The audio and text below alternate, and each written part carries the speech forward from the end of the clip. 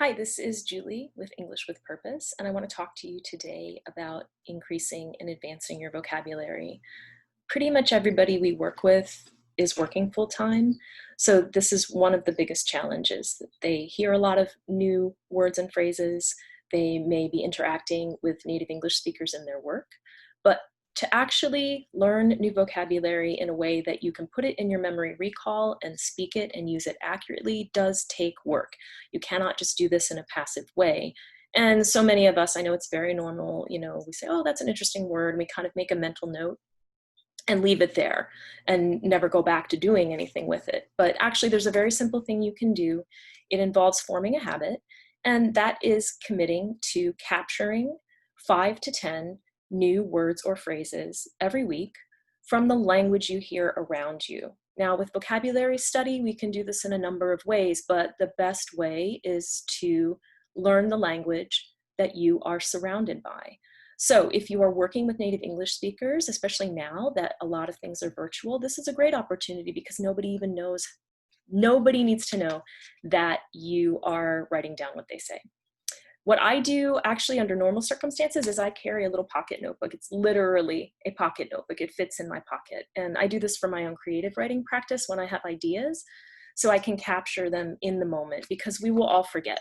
If you say to yourself, oh, that's an interesting word, and intend to use it later, that's not going to work. So whether you write it down with a pen and paper, or you use your phone, or you use your computer, the idea is to just be aware and listen and capture 5 to 10 new words and phrases. These can be things that you've never heard before, things that you've heard before, but you're not quite sure what they mean, or things that you know what they mean, but you don't have them in your spoken vocabulary. Then at the end of the week, you set aside 30 minutes to an hour to revisit what you have captured.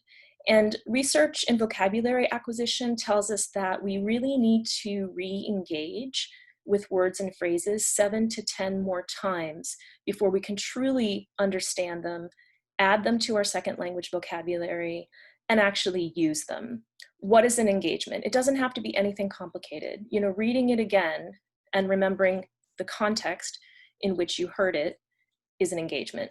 Creating a sentence, an original sentence that shows that you know what that word or phrase means and how to use it, is an engagement. Speaking it out loud is an engagement. And this is critical because many people read vocabulary or listen to vocabulary, and that's good. You can build up your passive vocabulary that way, but you're not going to build up your active vocabulary, meaning being able to speak that word or phrase and use it accurately, unless you're actually speaking. So take your little notebook at the end of the week, and one of the best ways to re-engage is to create sentences and try to link that new word or phrase back to you or your own life. There's something about this little memory technique that seems to work, and I think probably because most of us most days are mostly thinking about ourselves.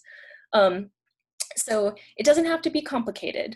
Make sentences, write sentences, speak the word out loud in a context, in a safe setting first, maybe the people you live with, and then commit to actually trying it in mixed groups where there are native English speakers present. Because if you have captured these words and phrases from the spaces around you, then that's natural language, that's real language, and it's not risky to use it. It means other people are using it.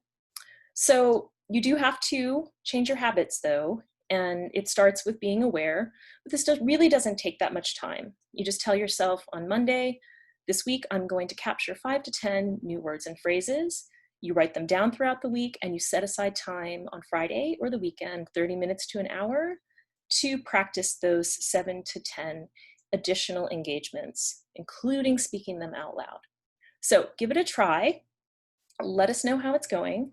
Our clients who do this in their private coaching, it's really one of the best things, and I love it when they come to me with a list of words and phrases they've captured, because they tend to be the things that are universally challenging even for advanced speakers. This is one of the most effective, simple things you can do, and I encourage you to try it.